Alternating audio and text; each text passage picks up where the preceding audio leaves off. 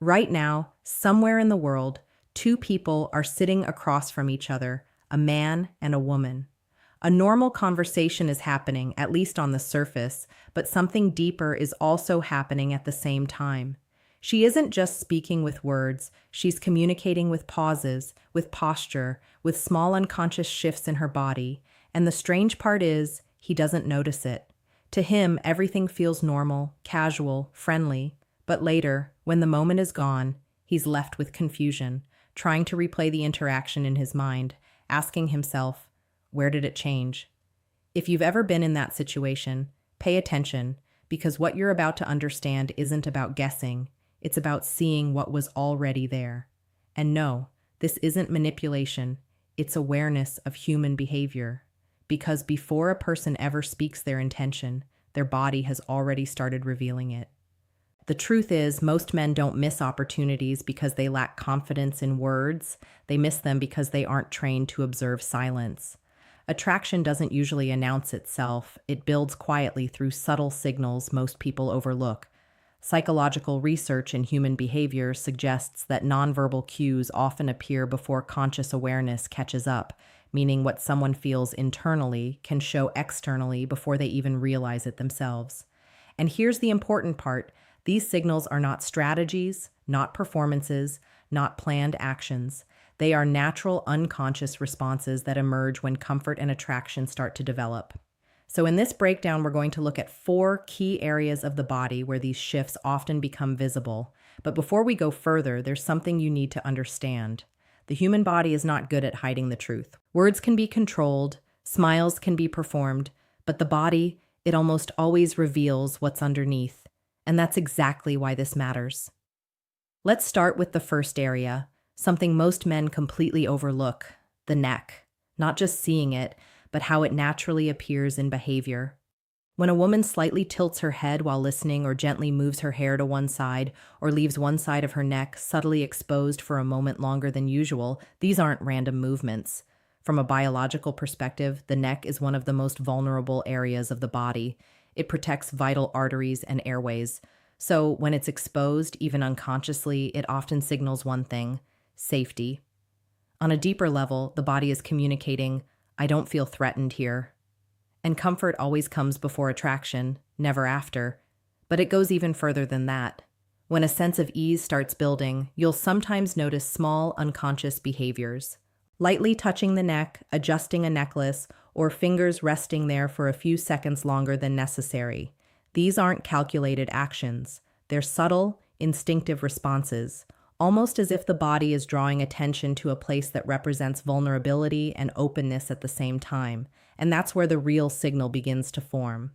But here's what most people tend to miss.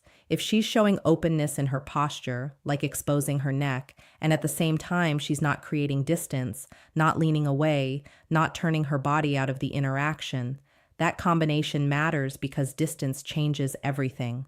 And closeness, when it's comfortable, usually says more than words ever could. But there's another signal that's even more subtle, and in many ways more revealing. Body part number 2, the inner wrist. This one is quiet, almost invisible in everyday interaction, but once you start noticing it, it becomes hard to ignore. When someone is genuinely relaxed around you, their body language shifts in small but consistent ways. You'll see open palms during conversation. You'll notice arms that don't stay tightly closed or guarded. Sometimes even simple moments, like resting the chin on the hand, will naturally expose the wrist. Why does this matter? Because the inner wrist is one of the more vulnerable areas of the body. People who feel tense or guarded naturally protect it without realizing. But when that protection drops, it often signals something simple. I'm comfortable here. And comfort changes how the body moves. Gestures become slower, softer, less controlled. There's no rush in the movement anymore, just ease. And that kind of ease is usually where deeper connection begins to form.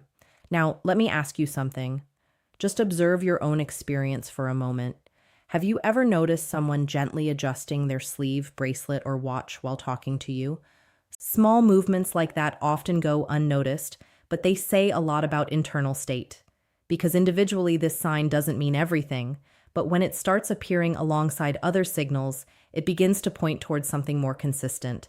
And that's where things become interesting because the next area is even more direct, yet still often misunderstood. Body part number 3, the legs and feet. And here's where many people get it wrong. It's not about appearance, it's about direction.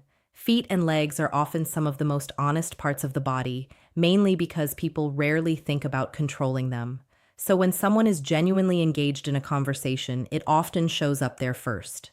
If her feet naturally point toward you while you're talking, if her knees subtly angle in your direction, or if she adjusts her position so her lower body stays aligned with yours, that usually reflects attention, not forced attention, natural attention. But there's more to it. When emotional engagement increases, the nervous system doesn't stay still. It creates energy, and the body needs a way to release it. That's when you start noticing small movements, a slight shift of weight from one side to the other, slow crossing and uncrossing of the legs, a foot tapping lightly, not from anxiety, but from subtle energy in the moment. It's not restless behavior. It's more like presence showing itself physically, almost as if the body is quietly saying, something is happening here. And no, it doesn't mean immediate romantic intent or fast conclusions. It simply reflects engagement mentally and physically. Here's something most people overlook. When someone is not interested, their body often does something very consistent. Their feet start pointing away, toward exits, toward distractions, away from the interaction. It's subtle, but it's honest. The body starts leaving before the conversation even ends. But when the legs remain oriented toward you, when there's no urge to shift away, that often signals presence, not escape, not distraction, just presence. And that leads into something even more important, because the final area ties everything together. Body part number 4, the torso, the center of the body, and in many ways the clearest signal of all. When a woman turns her entire torso toward you, shoulders, chest, and upper body aligned, it reflects a deeper level of engagement. From a psychological perspective, this is significant because the front of the body naturally protects vital areas, so turning it fully towards someone requires a sense of comfort, even if it's unconscious. Most people, when unsure, angle themselves slightly away. They create space without realizing it, but when attraction or strong comfort is present, that changes. She faces you more directly. She may lean in slightly, adjust her clothing, rest her hands near her midsection or hips. Small movements, but centered around the core of the body. And when you start seeing this together with earlier signals, neck exposure, open wrists, aligned legs, a pattern begins to form. The message becomes clearer. I feel comfortable here. I'm engaged. I'm open in this moment. Not forced, not rushed, just open. And openness is usually where real connection begins. Now, here's something worth understanding. Most men miss these signals not because they don't exist, but because they're not fully present in the moment. Physically there, but mentally somewhere else. Replaying past interactions, rehearsing what to say next, overthinking how they're being perceived, and in that internal noise, they stop noticing what's actually happening in front of them. What if I say the wrong thing and ruin it? That thought alone is where most men lose the moment, because as soon as it appears, attention turns inward. Instead of observing her, they start observing themselves. Every word becomes a calculation. Every pause becomes a problem. Every sentence is monitored like a mistake waiting to happen. And in that state, the interaction stops being natural. Meanwhile, something very different is happening in front of them. Her body is still communicating quietly, consistently, comfort, interest, openness, but he's no longer there to read it. Instead, his mind is running in circles like an internal courtroom argument, defending, analyzing, rehearsing, instead of simply being present. And by the time he finally relaxes, the moment has already moved on. Here's the truth most people don't fully accept. Attraction doesn't live in perfect sentences, it doesn't depend on clever lines, and it definitely doesn't come from trying too hard to impress. Attraction lives in something far simpler, your state. How calm you are, how grounded you feel, whether you are actually present or just performing presence, because people don't just hear words, they feel energy. And before logic kicks in, before thoughts are processed, that feeling is already registered. If you're relaxed, aware, and present, it shows. And if you're tense, overthinking, trying to manage every outcome, that shows too. Sometimes in a way more honest than words ever could. And here's something almost ironic. Most men in front of clear signals, while mentally they're still waiting at a red light asking for advice that they don't actually need. Bro, do you think she likes me? Meanwhile, the answer was already being communicated in real time. The shift happens when you stop trying to control everything and start observing instead, because confidence isn't something you force.